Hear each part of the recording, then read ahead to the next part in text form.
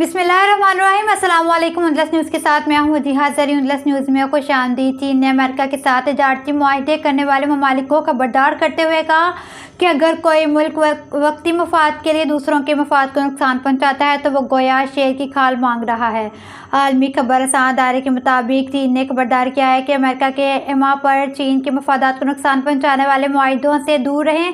तर्जमान वज़ारत तजारत ने अपने बयान में कहा है कि चीन अपने हकूक़ और मफादात का भरपूर दफा करेगा और अगर किसी ने इसके मफादात के खिलाफ मुआहदे किए तो वह सख्त जवाबी इक़दामात करेगा। चीन के वज़ीर तजारत ने तर्जमान ने एक बयान में अमेरिका पर इल्ज़ाम लगाया कि वह बराबरी के नाम पर तजारती शराकत दारों के साथ ज़्यादती कर रहा है और सबको जवाबी टैरिफ मुज़ाकरात पर मजबूर कर रहा है। तर्जमान ने मज़ीद कहा कि अमेरिका के ये रवैया आलमी तजारती निज़ाम को ख़तरे में डाल रहा है।